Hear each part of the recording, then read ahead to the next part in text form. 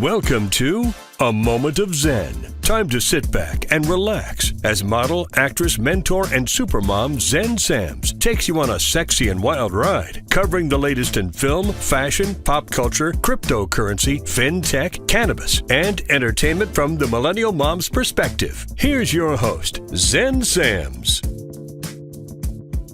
Hello, my awesome tri-state area. Welcome to our 153rd episode. It's always such a pleasure to spend my time with you on Saturday night. Thank you for listening and interacting with us on social media. That really makes it all worthwhile. Please follow me at Zen Sams. That's Zen with an X, not a Z. And also remember that all our episodes of A Moment of Zen stream 24/7 on Your Home TV with Kathy Ireland. You can always find us on our YouTube channel at Zen Sams. In our Hydration with Heart segment brought to you by Once Upon a Coconut in honor of World Down Syndrome Day, March 21st, we're featuring Abigail Adams. She's a Down syndrome advocate, triathlete, keynote speaker, and influencer. She's joined by Amy Kennedy, Education Director of the Kennedy Forum. Now, in honor of World Down Syndrome Day, we will demystify stigma surrounding disabilities, and we're going to aim to raise awareness to promote inclusion in the workplace and in our schools. In our Going Deep segment brought to you by CO2 Lift, we are featuring celebrity dermatologist Dr. Jeanine Downie. She is board certified and the director of Image Dermatology PC in Montclair, New Jersey. Dr. Downie has been honored as one of New York Metropolitan's top doctors. Today, she joins me to talk about secret hacks for skin of color and demystify the stigmas surrounding female sexual health. In the Rankin Difference, brought to you by DavidRankinMD.com, we're featuring the many female voices and stories affected by breast implant illness. From your favorite celebrities, influencers, to your beloved stay-at-home mamas, we're going to bring you stories of truth, triumph, and survival. In this segment, we're joined by our recurring contributor and expert, Dr. David Rankin. He is a top breast explant expert in the U.S. and the chief of plastic surgery at St. Mary's Medical Center in West Palm Beach, Florida. He's going to be joined by his patient and fellow breast implant illness warrior, Joy Corrigan. She's a model, actress, fashion designer, and businesswoman. Many of you have seen her on Sports Illustrated. She was a Playboy Playmate and a Victoria's Secret model. Today, we're chatting breast implant illness, Joy's explant journey, and the warning signs and symptoms your breasts are secretly revealing, and what most surgeons fail to disclose in your initial consultation. In our Discover Your Potential segment, contributor Anna DeVere covers game-changing women as a tribute for Women's Day, March 8th. Stay tuned for our Hydration with Heart segment brought to you by Once Upon a Coconut, featuring Abigail Adams, Down syndrome advocate, triathlete, keynote speaker, joined by Amy Kennedy, Education Director of the Kennedy Forum. You're listening to A Moment of Zen right here on 710 WOR, the voice of New York, iHeart Radio. We'll be right back after this. A Moment of Zen is brought to you by Your Home TV with Kathy Ireland and their channel partners. Head to yourhometv.com for free, family-friendly programming, streaming 24/7. Omega Ball on Your Home TV. Experience the thrill of Omega Ball, the collision of chaos and innovation in soccer. 3 teams, 3 goals, and non-stop action. Embrace the revolution. Watch Omega Ball on yourhometv.com. Tune in to A Moment of Zen, Saturday nights from 9 to 10 p.m. on 710 WOR, the voice of New York. A Moment of Zen is brought to you by Once Upon a Coconut, 100% pure coconut water. Imagine a drink that's nutrient-rich, powerfully refreshing, naturally sweet with no added sugars, not from concentrate, 0 additives, low in calories, absolutely no artificial flavors, and is so tasty that it will become your new favorite beverage. Enter Once Upon a Coconut, the absolute best tasting coconut water you will ever try. Available in 4 refreshing flavors: pure, chocolate, pineapple, and sparkling with energy. Do your taste buds a favor and pick up some today at onceuponacoconut.com. Welcome back, beautiful tri-state area. You're listening to A Moment of Zen right here on 710 WOR, the voice of New York, iHeart Radio. I'm your host, Zen Sams. Up next in our Hydration with Heart segment brought to you by Once Upon a Coconut in honor of World Down Syndrome Day coming up March 21st, we're featuring the amazing Abigail Adams. She's a Down syndrome advocate, triathlete, keynote speaker, and influencer, a remarkable individual whose journey embodies resilience, determination, and triumph.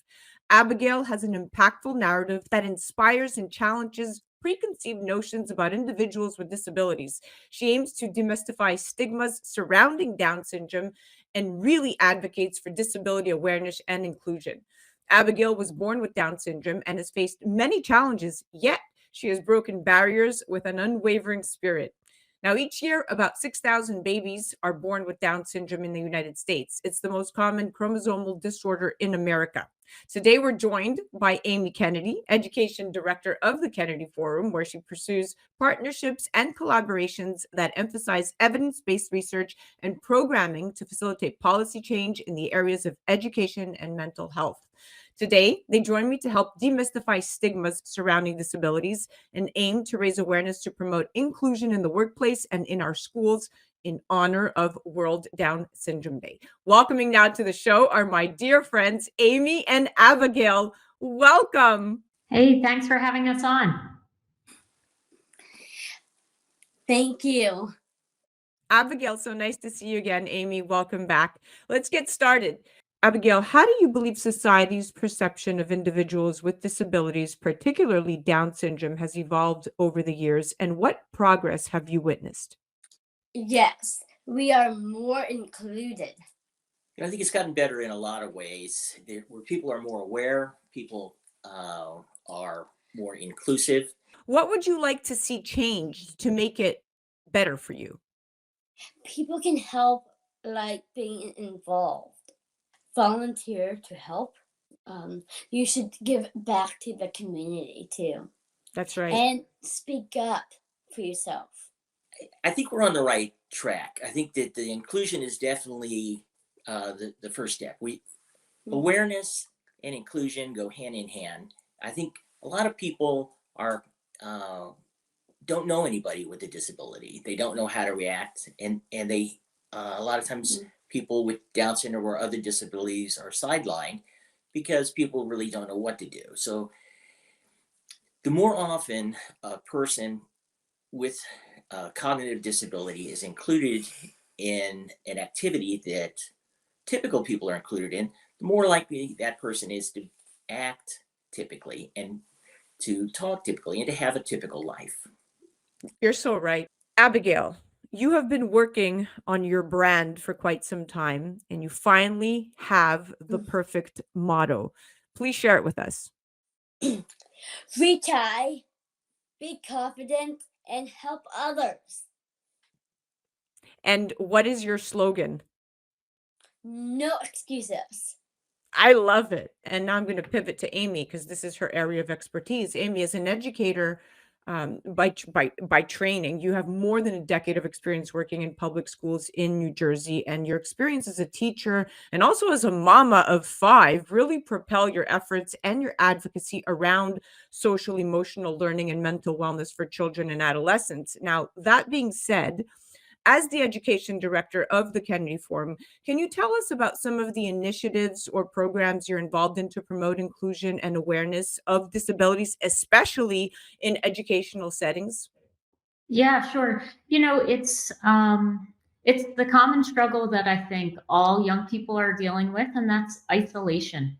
So how do we address that not only broadly, but more specifically in the IDD community? Because we know that when people feel included, it benefits not only the individual with the disability, but the classroom as a whole. So being able to integrate that into all schools through the way the classroom is structured, but also through programs like Unified Schools or Best Buddies programs that are brought to schools, allows all students in the school to create those relationships and really learn from one another. It is about deepening that experience for the students, because we know that there's so much that we can get out of that social emotional learning, and to be able to have that experience begin as early as possible in schools changes everybody's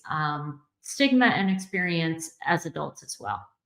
Well said. And that's why you are in the position you are to identify all these areas and these pockets, piece the puzzle together, and really present the roadmap for inclusion because it's of the utmost importance, especially to families like Abigail's. Now, Abigail, your story is incredibly inspiring, my dear. Could you share a specific moment that stands out to you as a testament to your resilience and determination? I was proud of doing the Seminole County Hall of Fame and to be the first woman with Down syndrome to complete a sprint triathlon in the world. That is quite impressive. Can you tell me something that other people thought you couldn't do, but you did it anyway, and not the triathlon, something else? I do modeling, acting, gymnastics. Just like everyone else. Yes, just like anyone else. There you go. And public speaking too.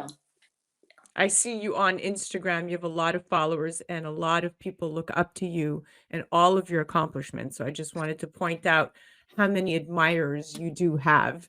Now, Amy, could you shed some light on the importance of evidence-based research in shaping policies related to education and mental health that you're involved in? Yeah, I think first of all, Abigail, congratulations. That's incredible. And it reminds me of the fact that Special Olympics, for example, has a healthy athletes program. And when we think about health and IDD, it is not just physical health. It is also mental health, social emotional well-being.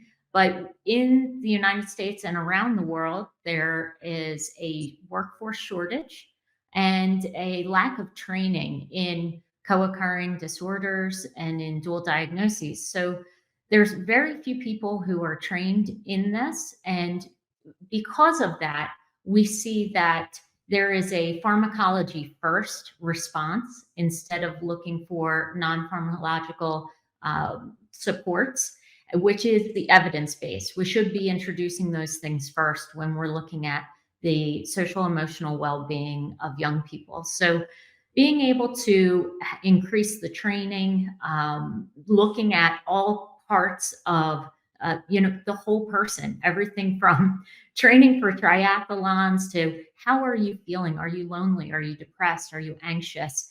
The same type of screening that we're looking for in schools has to happen not only in elementary school and high school, but also for our athletes as well. Well said. Well said. And it begins really at the beginning because these the importance of evidence-based research to shape these policies related to education and mental health, particularly the ones that concern individuals with disabilities, are often the ones that are overlooked. So being at the forefront of that is extremely important. So thank you for pointing that out and staying really at staying on your A game because it takes people like you to continue this. Now, Abigail, you're not just an advocate, but you're also, as you said, a triathlete, an influencer, a career gal, right? How do you think your achievements in sports and social media have contributed to changing the perceptions about Down syndrome and disabilities in general? It gives them confidence and hope. They think it's a possibility for their children to do that too. And they felt inspired too. Of course, right? And proud of yourself to have the whole world cheering you on. And that's what's happening. You've created such an amount of community advocacy in your favor in the last couple of years. And I've watched you grow, and you've done a phenomenal job. And you're only going to keep growing and becoming better at what you do. So, congratulations. Now, Amy, what are some practical steps, so to speak, that workplaces and schools can take to create a more inclusive environment for people with disabilities? Hiring practices have to change. I mean, that's a number one priority of the organization Best Buddies that I mentioned. We want to see hiring for a variety of jobs and at the wages that are on par for others doing those jobs. So, you know, oftentimes we see in the IDD community, 85% of individuals are unemployed. So that transition from high school to career is really difficult. So being able to make sure that we are looking at all candidates, that we are identifying career paths within companies, and that when they are hired, we have the insurance in place that covers all of the things that are needed, that the supports will be there, and that the coverage has a level of parity for any mental health and physical health needs of individuals. And we will see it again. We see that it benefits companies. The most common jobs held currently are in maintenance, packaging, stock person, sales clerk, food prep. Those are the types of jobs we want to find even more of a selection and variety for individuals with disabilities, and make sure that that employment is on par for those with disabilities, because we know that it's possible, and that the companies that are doing this, you can find quite a few that are really leaders in this space, that they're benefiting, and that the consumer who either shops at that store, or that the bottom line at the end of the day for the company is benefiting. Amazing that you are putting this in the narrative. Now, people with Down syndrome, for those listening, have an extra chromosome. The nucleus of a typical cell contains 23 pairs of chromosomes, 46 total, and each of these chromosomes determines something about you, from your hair color to your sex. And people with Down syndrome have an extra copy or partial copy of chromosome 21. Now, just to clarify that. Now, Abigail, what message do you hope to convey to those who may still hold misconceptions or stigmas about Down syndrome or disabilities? Well, I think people would say, you can't do this, you can't do that. They don't think I can do triathlons. Right, but at the end of the day, you can pretty much do it all. Yeah, I do Yeah. it all. You know, I think let me just chime in. And I'll say, Amy, you've hit the nail on the head of several ideas that I wanted to bring up. The Unified Partners makes a world of difference. I think it's something that we saw in school. Abigail started at a typical state elementary school. It didn't work out, went to private school. Things became more inclusive. She went to high school, was involved in a number of things. What were the things you were involved 3 in? years in high school. Yeah, 3 years in high school. I was a sophomore, junior, and senior. But even those in 3 years, I was doing a cheerleading varsity. Yeah, she's on the varsity squad, chair. And the inclusion part that we're talking about is the people who were inclusive were the very best athletes. The varsity cheerleaders are the ones who have the confidence, and so it's important to give them that opportunity. And it's like you said, we've got the whole classroom benefits and the individuals with disabilities benefit. And I think just as importantly, the community becomes more aware, because when we go to the football games and you see the inclusion, when you see the people that are excelling and have typical cognitive abilities are the ones that are participating, it's a home run for everybody. Yeah, without a doubt. And when you look at Abigail's history, she's seamlessly transitioned into the corporate world. She's aligned herself with iconic brands such as Nike and Adidas and Starbucks and National Women's Soccer League and Disney. Hold on, I'm forgetting Procter and Gamble and Yeah. Google. Her impact extends beyond personal achievement. It really redefines the landscape of endorsements and shatters the very stereotypes that we're talking about.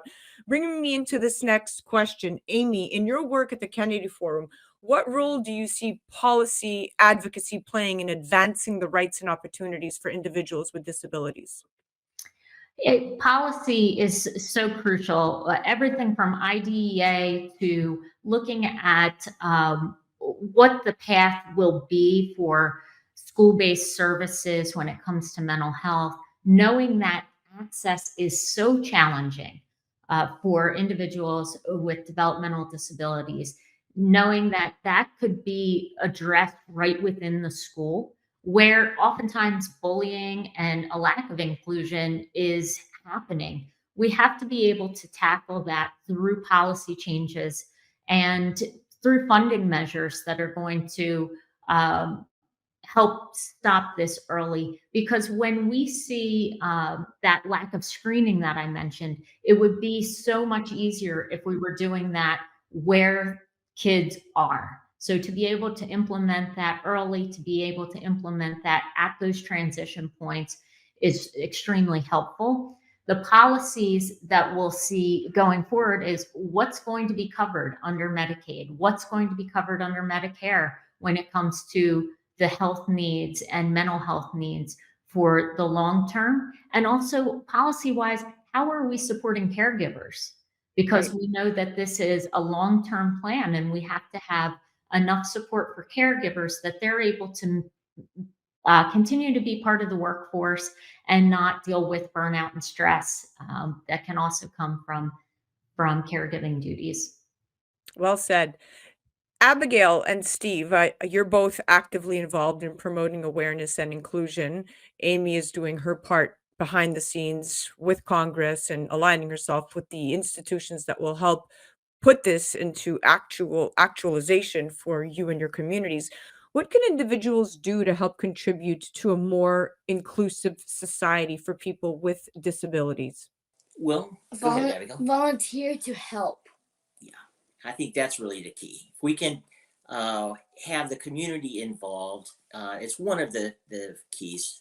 Is people are sidelined who have the disability. There are a world of people who are waiting for an opportunity to help, but they don't know how to do it. And I think that what Abigail and I are trying to do with the social media and with the other promotions, with the businesses and the speaking around the country, is to make people aware that yeah, Down syndrome is not what you expected, but it's also not what you fear. And so don't let, what's your name of your speech, Uh, Abigail? Don't let anyone's low expectations limit your success. Yeah. So yeah, we are conditioned from decades of textbooks that tell us that people with disabilities can't function, and so they should be marginalized and shouldn't be included. And I think that's just the opposite of the direction we need to go. We need to make it a point to. We can't expect anyone to do everything. Nobody's going to be able to be successful at everything, but we have to give them the opportunity. We have to give them the confidence and the platform to do that. And that's why it's Abigail the advocate. Is it we want people to see that there are many obstacles that we all have, and that they can be overcome if you focus on something that you're good at. And what do? You get better at it. Yes, you Yeah. have to get better at it. Mhm. Well said. Well, we are out of time. Thank you Okay. both so much for joining, Amy. It was such a pleasure. Your insight is priceless. I love how you articulate everything and how you are so committed to the educational mental health process and inclusion um, advocacy here, especially not just in New Jersey, but really just across the country. Your work does not go unnoticed, my dear. Oh, thanks for covering this. Absolutely. Yeah.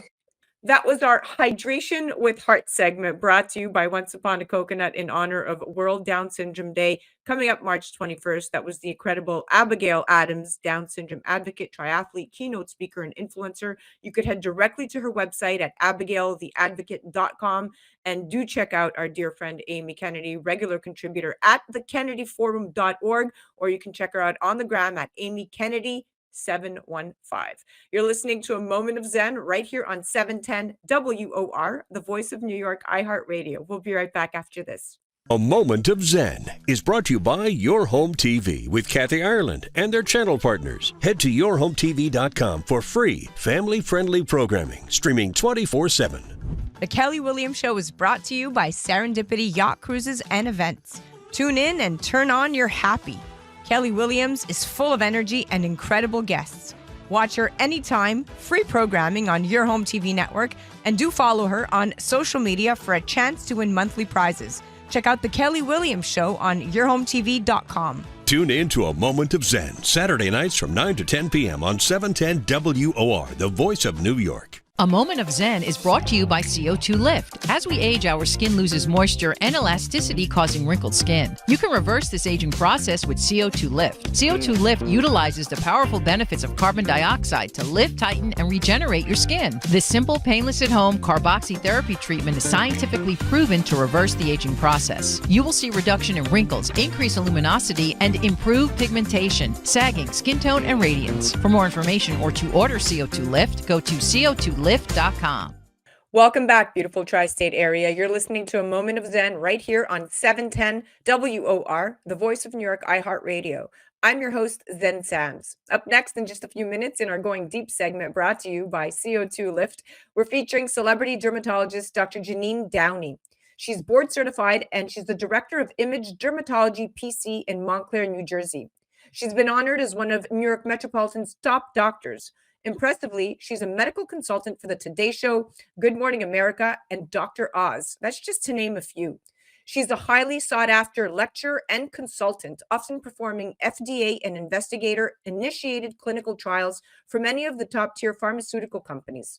Her newspaper and magazine credits include USA Today, the New York Times, InStyle, Allure, Prevention, the Oprah Winfrey Magazine. The list goes on and on. Her first book, Beautiful Skin of Color, is a comprehensive skincare guide for Asian, olive, and dark skin. Today, she joins me to chat about secret hacks for skin of color and to help me demystify the stigmas surrounding female sexual health. Now, you're probably not used to thinking of skin as an organ, but it's actually the largest organ of the body. It has a myriad of functions and is a big contributor to overall health. Skin of color requires some special attention to keep it healthy and attractive. It's prone to some conditions which are not typical of white skin, such as hyperpigmentation or the risk that skin cancers tend to be more advanced at the time of diagnosis. So, what are the best ways to take care of darker skin? Well, many people of color struggle to find good products, and they get bad advice from those who aren't experienced in treating their skin. Now it's all about the change. Welcoming now to the show is my expert at hand, Dr. Jeanine Downie. Hi, Zen. Thank you so much for having me. I appreciate you guys. Thank you so much, and congrats on all your success. You are quite the celebrity yourself. Thank you. We're going to dive right in. So, what are some of the inflammatory conditions one can experience with skin of color? Okay, inflammatory conditions. So there's eczema, there's psoriasis, there's acne. There are a ton of different disorders, but focusing on those three, because a lot of people will come to see me for those three. I myself had really bad acne growing up, and we were saying off mic before, you're in Bergen County. I grew up in Bergen County in Teaneck. I went to Teaneck High School, and unfortunately, I think I was the child that had the most pimples at my entire high school, which is not great when both my brothers were models. So it was what it was. And inflammatory wise, what happens is any pimple can leave a dark spot, especially in skin of color. If you're Caucasian, more of a red spot. If you're brown, more of a dark spot. And that can take months and months and months to go away. And if you sit here and you pick it and you mess with it, then it'll be much, much, much worse. Eczema, hyperpigmentation, and or psoriasis, which is more violet patches with silvery scale. You can see it on the elbows, on the knees, in people that are afflicted, sometimes all over their scalp, sometimes in their ears. And these conditions, if scratched and picked, can leave big brown patches that can also take months to go away. So I tell my patients, one of my nice ways of treating all three of those is with the CO2 Lift, which is a wonderful product. which is, it employs what we call the BOR effect. So it's actually putting moisture back into your skin and helping to decrease inflammation and calm down inflammation. It can be used on your face. It can be used in your scalp. It can be used in your ears. And we'll get to private parts later, but it can be used there too for eczema and or psoriasis. Obviously, hopefully people aren't getting acne down there. Ooh, I love how you said that. Mhm. Now, at what age do these conditions typically present themselves? And yes, we will get to CO2 in just a bit, but I'm interested to know, is this an onset of adolescence? Is this in the 20s, 30s? What increased demographic in your practice do you see typically these conditions present themselves, and how would you treat them? Right. So I tell everybody the same thing. Acne presents itself depending. It depends around 11, 12, 13. Some people don't get acne until they're adults, so it varies. With eczema, a lot of people have it as babies. I had it as a baby, and I have it still now, but I have it much more under control, fortunately. And then psoriasis can pop up at any time. Genetically, typically you tend to have a family history of acne, of eczema, or of psoriasis. But it depends on your hormones, it depends on your stress level. And for things like acne and psoriasis, it can depend on your weight. So if you're gaining a lot of weight, that can make your acne worse, not better. And if you're gaining a lot of weight, that can make your psoriasis worse, not better. Eczema is not typically weight dependent, but the other two can be. And then stress exacerbates any skin condition, just like it can exacerbate so much else as well. So, for example, with a lot of my skin of color patients, obesity rates in African American women are off the charts in this country, unfortunately. And so I'm forever encouraging all of my patients, regardless of what ethnicity they are and what race they are, to exercise. But with my African American female patients in particular, I try to inspire them because I over-exercise. So I exercise 7 days a week, rain or shine, all the time. Doesn't matter. I'm either indoors or I'm outdoors. And that doesn't really give my muscles a chance to rest. I know this, but I'm stubborn, so I still do it anyway. And it decreases whatever stress load of acne I'm going to get, because I still break out now, but I have it under control. And it decreases, for me, my eczema. So that's one way of handling kind of the inflammatory condition. Now, there's a pervasive misconception that darker skin does not need sunscreen. What do you say to this? You need to wear sunscreen every day with an SPF, regardless of which skin condition you have. And even if you don't have a skin condition, you need to wear sunblock every single day, an SPF of 30, rain or shine, January through December, regardless of your ethnicity and regardless of your sex, and regardless of whether or not you're indoors or outdoors. Because we as humans, we react to indoor lighting and outdoor lighting. Blue light from the phone, the computer, the Apple Watch, the iPad, all helps with hyperpigmentation. Every expert I've had on has systematically said that sun damage does not discriminate and can affect all skin types. It can negatively affect specifically skin of color, causing hyperpigmentation, rosacea, melasma, cutaneous lupus, photoaging or wrinkles, skin cancer. I mean, the list goes on and on. So, without a doubt, it's imperative that a broad spectrum SPF 30 plus sunscreen regimen is implemented in all skin of color patients to protect against harmful UVA and UVB rays. But I will shift to the CO2lift.com. So CO2lift.com has a gel that from their studies show 117% increase in hydration after only one application, as well as 26% increase in elasticity after 6 treatments. Now, this type of hydration is optimal. How could carbon dioxide therapy affect the health of the skin? Can you elaborate? Absolutely. So it employs something called the BOR effect, BOHR, where it's pulling moisture into your skin, helping to decrease fine lines and wrinkles, helping to decrease inflammation within your skin. That's a decrease in your rosacea, decrease in your melasma, decrease in your acne, your eczema, your psoriasis. There's something else called seborrheic dermatitis, which is kind of like an angry case of dandruff, which it can help to decrease that as well. And my patients simply like it so much. For a lot of the eyelid dermatitis, you can use it around the eyes because it's not too strong to use around the eyes. You can use it around the lips. So even in very sensitive skinned areas, you can still use this product. And what it does is it really uber hydrates the skin and brings back moisture into the skin, which my patients love. For example, I was just sharing with you before we went on air that I was in Paris and I just got back yesterday. So of course, last night I put my hair up and I put a CO2 lift on my face to rehydrate my face, because all that plane travel plus all the running around I did at that medical conference last week when I was in Paris really dehydrated and dried my skin out. So I put the CO2 lift on from the top of my forehead, including my eyelids, all over my face, including my lips, down my neck, and then I put the excess little bit I had left on the backs of my hands. So I do recommend to my patients they do that continually, especially before they have a big event, before they have a big presentation, before they're going to do something on TV, that type of thing, just to look better Yes. on a daily basis, whatever it is that they want. Oh, I'm a huge fan. I use Mhm. it weekly as well, and I even use the vaginal treatment, which we'll get into a sec. But you know, Mhm. it with this science, the science doesn't lie. It increases Right. the presence of wound repair factors and growth factors, which we know help cells turn over faster, reducing the appearance of aging and scars and stretch marks. And it also stimulates collagen and elastin production, which promotes elasticity and helps Right. retain hydration. And of course, improving local metabolism and elimination of waste products, which helps the body heal localized damage such as scars or acne hyperpigmentation. And my favorite is the regenerating and repairing damaged tissue to help clients achieve that better looking and feeling skin. I've been using it after my explant surgery on my open wounds, on my lollipop lift that Dr. Rankin did. I explanted my breast implants after 14 years. There was a faulty valve, Oh, and that's another conversation. But I'm I am sorry. Mm, yeah, so is FDA, not right. mm. Now, as a dermatologist, we're going to segue a little bit. One who advocates female empowerment.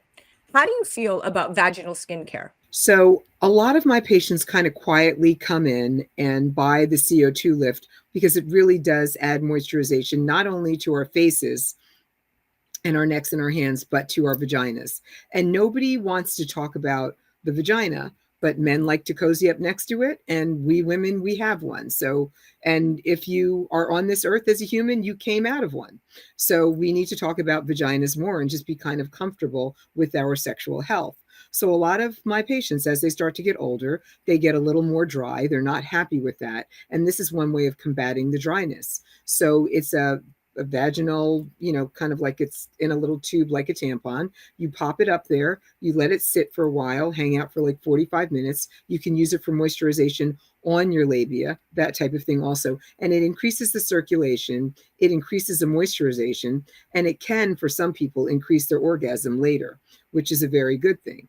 A lot of my male patients will use it as well because it boosts the circulation and it stimulates the blood flow to that area for a more intense experience, which I think if you're going to have sex, you're obviously looking for an intense, positive experience. So this is one of those things. It's hypoallergenic. So no, it does not smell like anything. There's no scent. It's fragrance free and it's cleared for use of the genitals. So a lot of my patients are worried, is this going to make things worse? Is this going to do this? It's very soothing for my patients, for example, then that have razor bumps down there. It's very soothing for my patients that have a little touch of eczema down there. Obviously, very soothing for anybody that has vaginal dryness that wants to use it. And it's extremely, extremely good for my patients that have a very difficult condition called LSNA, which is lichen sclerosus atrophicus, which That's is my one of, next question. okay, So CO2 lift V improves sensitivity, urinary incontinence, mild laxity of the vaginal and labia of the right, vagina and labia, as well as what you just said, lichen sclerosus, which is a rare skin disease that causes itchy and painful patches of thin, white, wrinkled looking skin. And in women, to my understanding, these may occur on the vulva and or the skin around the anus, and in men it typically affects the head of the penis. Now this is what right. Dr. Leonardo and I talked about this, but can you describe the CO2 vaginal treatment process and its effectiveness, specifically for lichen sclerosus? Absolutely.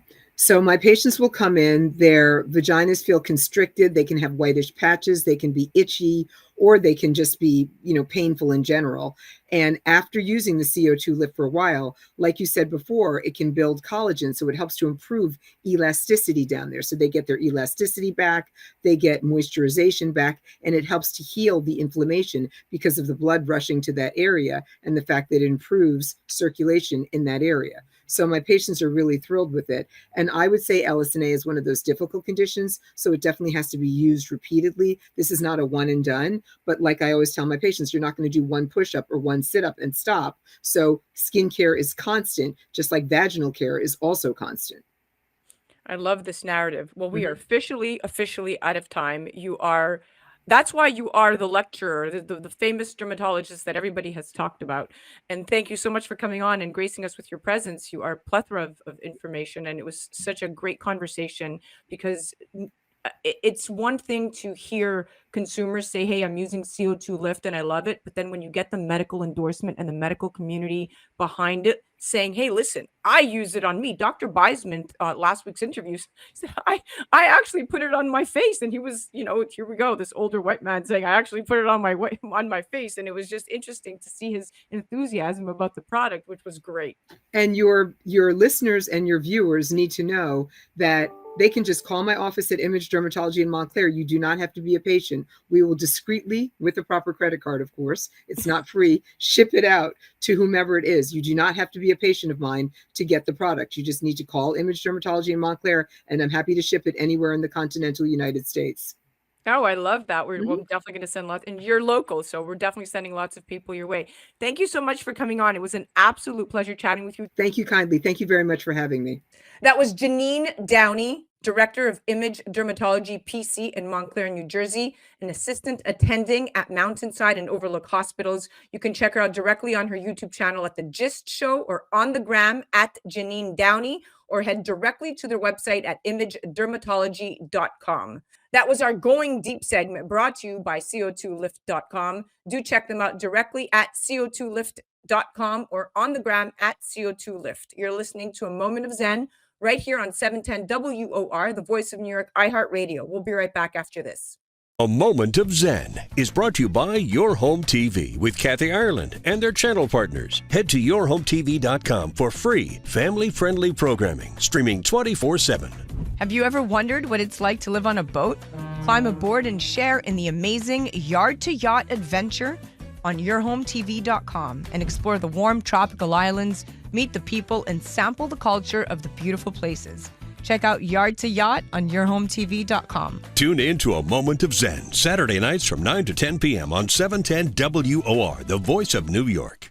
A Moment of Zen is sponsored by FinTech TV. FinTech TV, the newest streaming channel focused exclusively on the business of blockchain, digital assets, and sustainability. Broadcasting from our studio on the floor of the New York Stock Exchange with daily reports from NASDAQ, global expansion, and 24/7 coverage. Become part of the launch. Head to fintech.tv/invest. Fintech.tv/invest. Tune in to A Moment of Zen, Saturday nights from 9 to 10 p.m. on 710 WOR, the voice of New York. Welcome back, beautiful tri-state area. You're listening to A Moment of Zen right here on 710 WOR, the voice of New York, iHeart Radio. I'm your host, Zen Sams. Up in just a few minutes in our newest monthly segment called The Rankin Difference, brought to you by DavidRankinMD.com. We're featuring the many female voices and stories affected by breast implant illness, from your favorite celebrities, influencers, to your beloved stay-at-home mamas. We're going to bring you stories of truth, triumph, and survival.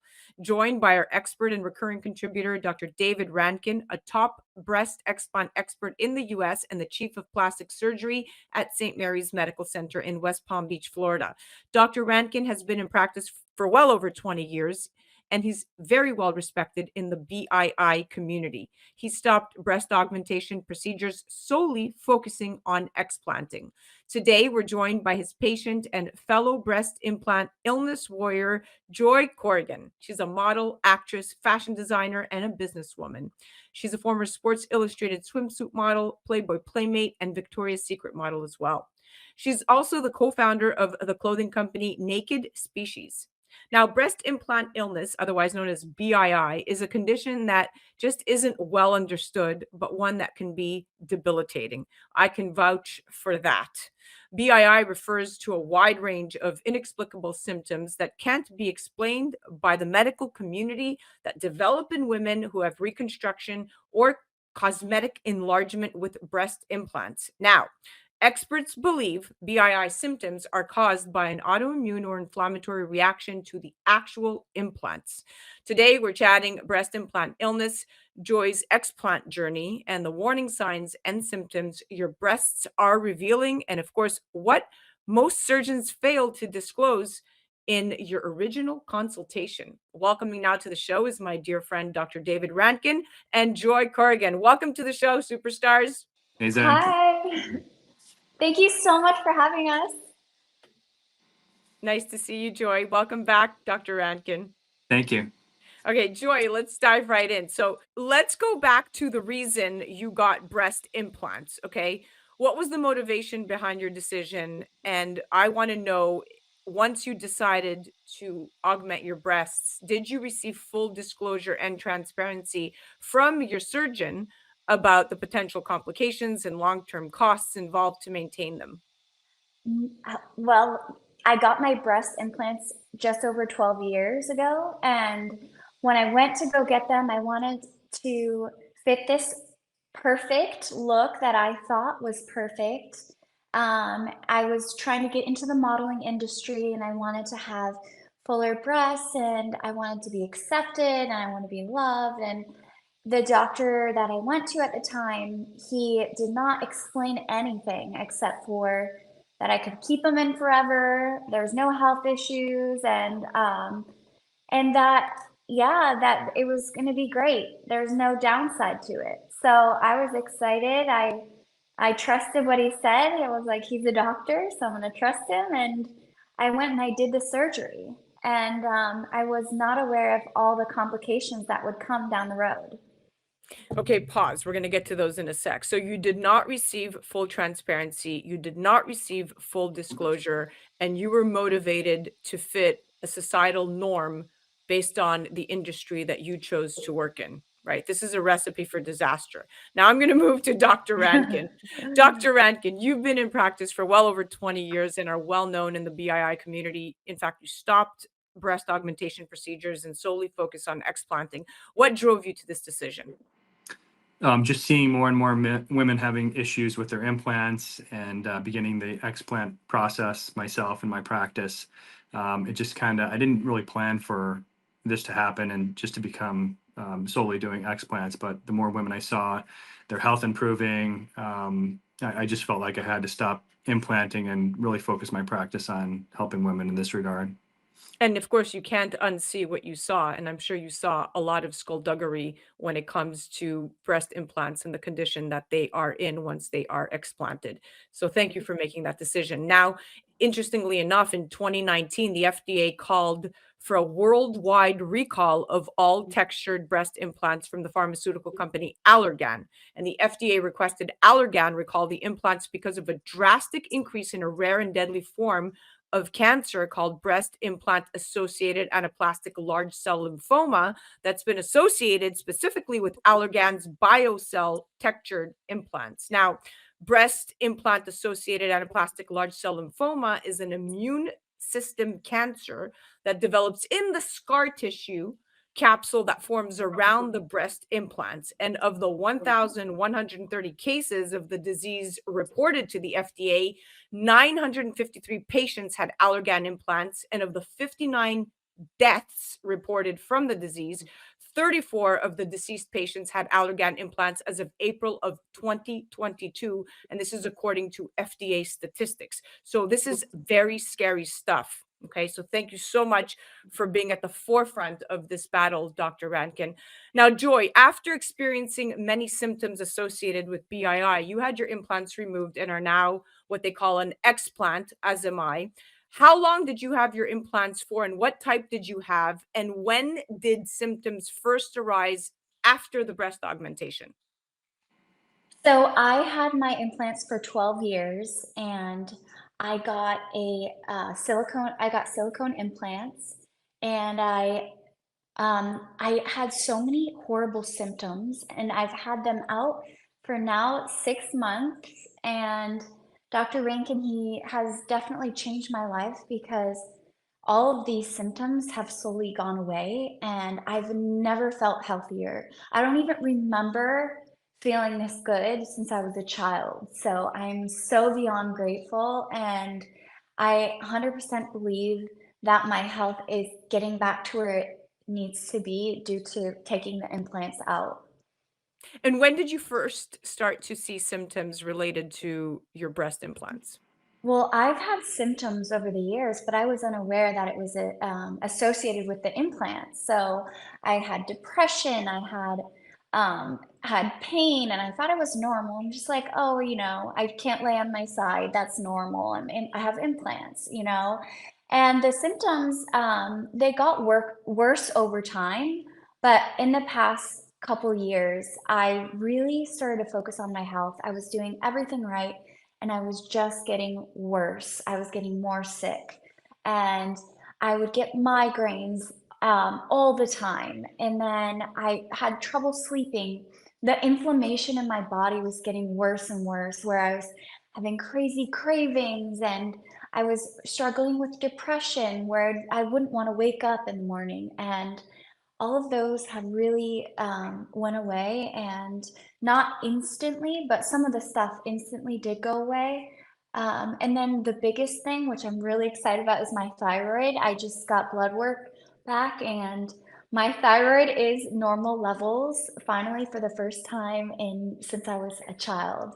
So This is fantastic news. And Dr. Rankin, you are the root cause of all of these incredible, incredible feelings that she's having. So thank you for that. Yeah. Now, in 2020, the top 10 symptoms reported to the Food and Drug Administration, the database by women with breast implants. And these symptoms included fatigue.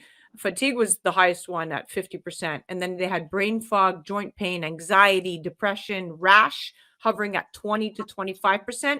And interestingly enough, autoimmune diseases, inflammation, and weight problems at about 20%. So these are real statistics. Dr. Rankin, BII, as we know, can affect people with any type of breast implant, including silicone, gel filled or saline filled or smooth surface or textured. And we know that BII can develop whether implants have ruptured or stayed intact. Are there specific types of breast implants that are associated with a higher risk of BII? In my practice, I take out a lot of smooth, textured, silicone saline. I would say a larger proportion of my patients with BII type symptoms do have silicone implants. With that being said, I have plenty of saline patients as well, because we know the outer shell is still a silicone outer shell. So we're still trying to put together the statistics of percentages of women with each type of implant and symptoms. And I'm going to piggyback off of what you just said, just to clarify, not to scare the entire population with breast implants that currently have them, but it's important to note that breast implant illness is not the same as the rare types of cancers that can develop in the scar tissue and the fluid surrounding a breast implant, such as breast implant associated anaplastic large cell lymphoma, which I mentioned at the beginning. And there's other forms of lymphoma and breast implant associated squamous cell carcinoma. But it's worthy to point out that BII, of course, can aggravate cells that are predisposed to cancers. So that's the correlation and the domino effect here. Now, Joy, you recently explanted with Dr. Rankin. And Dr. Rankin, you have a protocol about going about your diagnoses with most women, although they are at the end of their rope, if you will, when they come to you.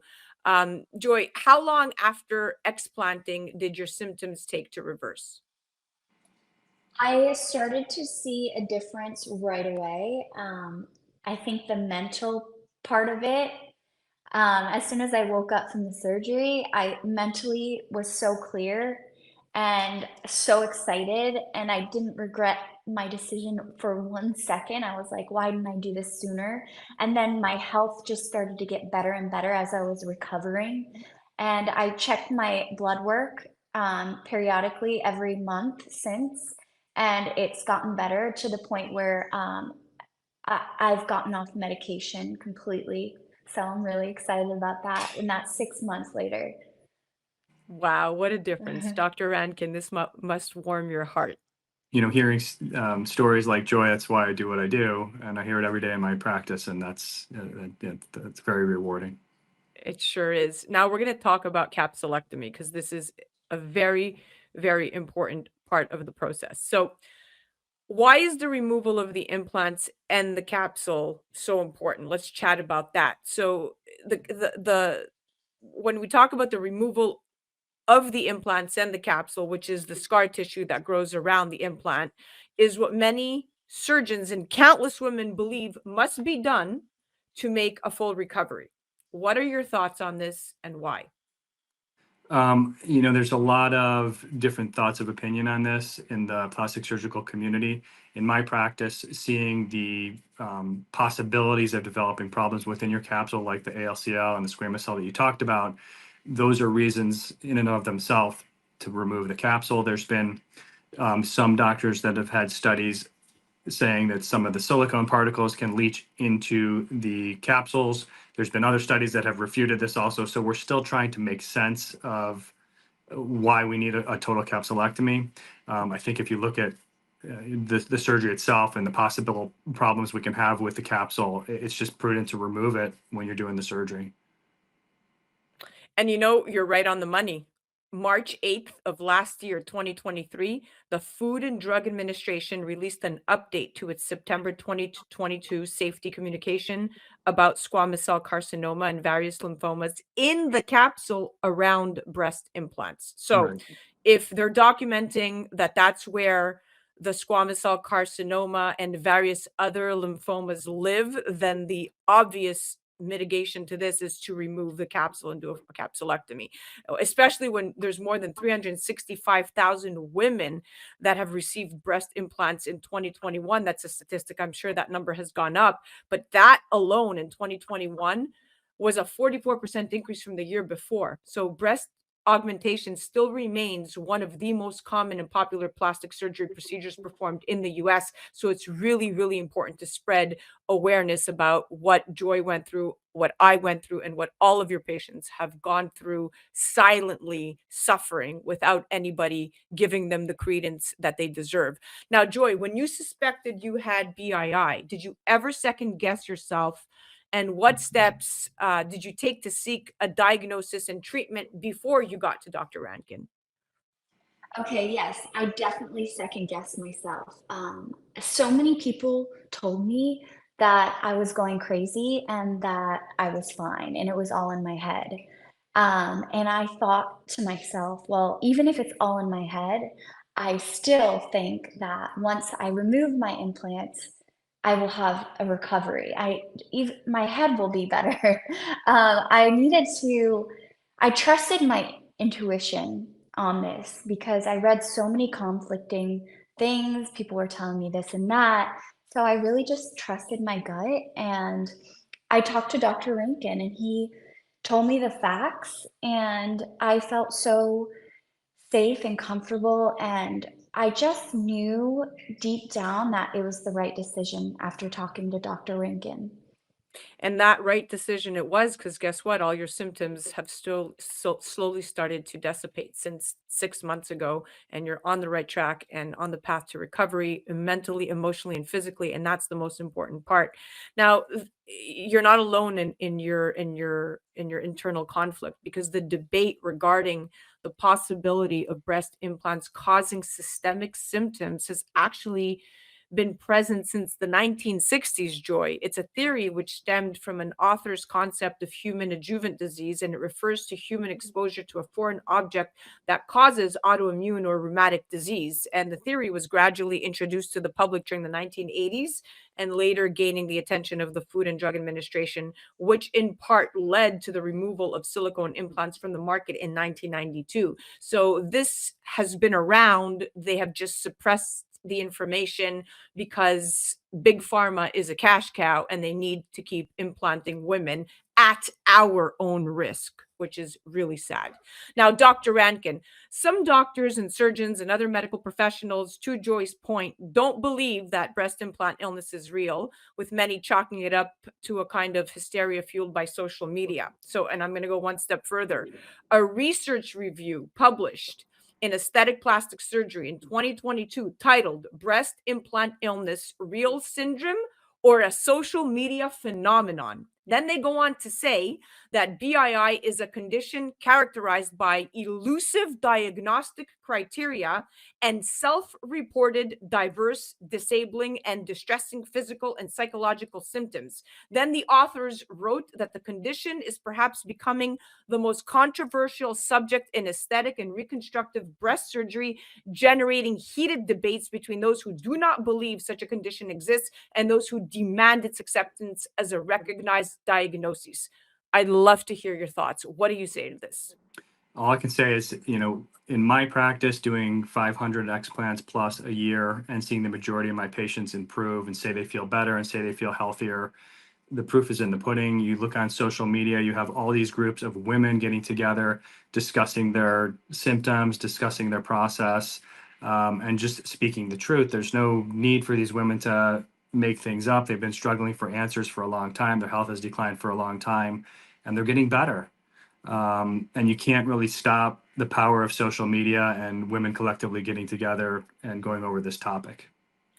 Exactly. And because BII isn't well understood and the symptoms are so diverse, many doctors either don't know about the condition or haven't even connected the dots between the wide range of symptoms and the possibility that breast implants could be the cause. And other doctors and surgeons just don't believe it's a real condition. Now, the FDA, however, let's go back to the tape, is aware of BII and has been since at least 2019 when the FDA alone released a statement that read, "The current evidence supports that some women experience systemic symptoms that may resolve when their breast implants are removed, referred to by some patients and healthcare professionals as breast implant areas." Breast implant illness, period, and the end. It's written there, it's set in stone. The FDA themselves put it out there. So the debate is over in my mind. Now, Joy, after explanting, did you choose to reconstruct and what did this entail? No, I actually just explanted, and Dr. Rankin advised me just to not have to do a lift. He said that everything would be, looking amazing, and I just had to be healthy. And you know what? I'm so glad I just listened to him. I got the implants out, and I've never felt better. I've never looked better. I was scared that I was gonna look awful after, and what that would do with for my career. But honestly, I've been working more than ever, and I feel more beautiful and in my natural own self. And I think this is part of my journey of falling in love with myself. So I'm hoping that I can encourage other women to find that within themselves and not need to put a foreign object in their body to feel loved or to work in this industry. Oh, you said it, sister. Thank you for sharing that. You are 100% right. Now, Dr. Rankin, what advice do you have for women wanting to explant, but really just fearing this step? I mean, it's a tough decision for sure. I recommend you go to a surgeon that does a lot of explanting, has a lot of experience, board certified by the American Board of Plastic Surgery. Like everything in life, experience is key, and you want to find someone that can guide you through the process and make you understand your expectations going in, because it's definitely a challenging process. Particularly some women are going to do great, and other women with thinner tissues and larger implants, it's more challenging aesthetically. So experience is the key for this. You have your work cut out for you. You sure do. And you have a lot of women that are big, big fans of yours, and now even more. Joy, what advice do you have to women out there thinking they're crazy and that their symptoms are psychosomatic? I think anybody that's listening to this right now, deep down. I think once I started hearing from other people, it just clicked for me. I'm like, oh, that's me. I know those symptoms are because of my implants. So I think, just trust your gut, trust your intuition. And if you really feel that these symptoms are because of your implants, they probably are, and you're not crazy. And just follow follow through. Do your research, find an amazing doctor. Dr. Rankin's my favorite, and I did a lot of research before I found him. And yeah, just make sure that you just do what's best for you. And usually that's an explant. Well said, my darling. Well said. Well, we are at the end. Thank you so much for coming on. Dr. Rankin, thank you so much for coming on and always being so transparent, full of information, educating not just the public, but other fellow surgeons in your field about the real stuff that women are struggling with that nobody else wants to talk about. Thanks, Ann. It's always my pleasure to be here. Absolutely. Guys, although not an official disease diagnosis, breast implant illness is a complex collection of symptoms that occur in previously healthy women after having breast implants. And it can affect the entire body and include physical and psychological symptoms that are often severe and debilitating. And the symptoms are so numerous and varied that it's difficult for doctors to arrive at a diagnosis, and it confounds many of them. Thank you both so much for coming on. You're listening to A Moment of Zen right here on 710 WOR, the voice of New York, iHeart Radio. That was The Rankin Difference, brought to you by David Rankin, MD. And remember, there is a black box warning. This is real stuff. Breast implants can cause a type of cancer of the immune system called breast implant associated anaplastic large cell lymphoma. And people with silicone or saline breast implants have developed this rare disease, which can be deadly if not treated. The U.S. Food and Drug Administration, the major plastic surgery societies, and other health authorities have been devoting more attention to BII than they had in the past.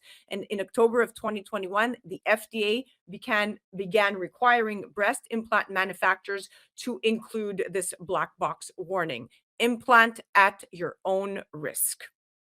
You're listening to A Moment of Zen right here on 710 WOR, the voice of New York, iHeart Radio. We'll be right back after this.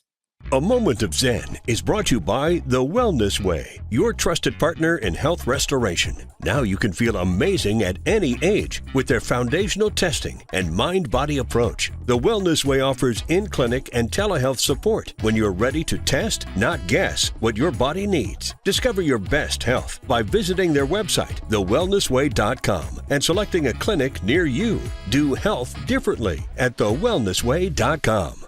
Welcome back to this week's Discover Your Potential Express segment, sponsored by The Wellness Way on A Moment of Zen, right here on 710 WOR, the voice of New York, iHeart Radio.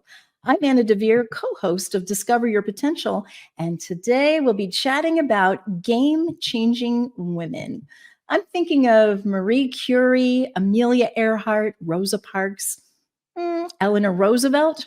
They say that well-behaved women rarely make history. And from where we stand today, these women didn't just make history, they changed the world. This week, we not only celebrated International Women's Day, we also kicked off Women's History Month. And as a tribute to both, we take a look back at another game changer who possessed both beauty and brains, Austrian-born Hedy Lamarr. While Hollywood honored her film career with a star on the Walk of Fame in 1960, she was also known for her work as an inventor.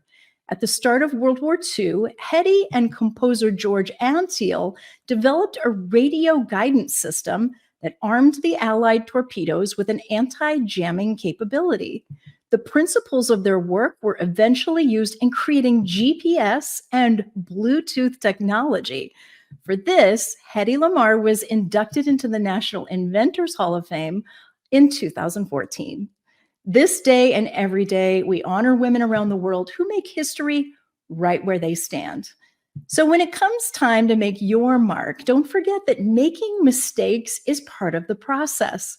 It's important for those following in your footsteps to see you celebrating your perfectly imperfect self. And remember that no matter how you plan to make history, being a game changer starts with taking charge of your health. The folks at The Wellness Way have been so gracious at helping me with my foundational health, and I know my family is truly grateful. I hope you'll join me in making health a priority this year for you and the trailblazers of tomorrow. Check out our upcoming extended episode with The Wellness Way at www.discoveryourpotentialshow.com. And if you're ready for your own health transformation, go to thewellnessway.com and find a clinic near you. From iHeart to Your Heart, this express segment was sponsored by The Wellness Way. You're listening to A Moment of Zen right here on 710 WOR, the voice of New York, iHeart Radio. We'll be right back after this. A Moment of Zen is brought to you by Your Home TV with Kathy Ireland and their channel partners. Head to yourhometv.com for free, family-friendly programming, streaming 24/7. Make it happen with Mariah Calor, where entrepreneurship meets heart and home. Join her on a journey through the dynamic world of real estate as a wife and mom of 2 boys who's conquering it all. Witness the passion, hustle, and joy as she navigates the exciting intersection of business and family. Check out Make It Happen with Mariah Calor on yourhometv.com. Tune in to A Moment of Zen, Saturday nights from 9 to 10 p.m. on 710 WOR, the voice of New York. Well, that's a wrap, my dear friends. Remember to join me right here on 710 WOR, the voice of New York, every Saturday night from 9 to 10 p.m. Or you could head to 710WOR.iHeart.com/A Moment of Zen. Also, remember that we're live on Traverse TV Sundays at 1 p.m. Eastern, YouTube Sundays at 2 p.m. Eastern, and all episodes of A Moment of Zen are available on Your Home TV and Kathy Ireland worldwide platform. You could head directly to our channel at mox.yourhometv.com. Thank you for listening to A Moment of Zen. It's been an absolute pleasure being your host. Thanks again to all of our sponsors that continue to make this show possible. And remember that happiness is the only thing that multiplies when you share it.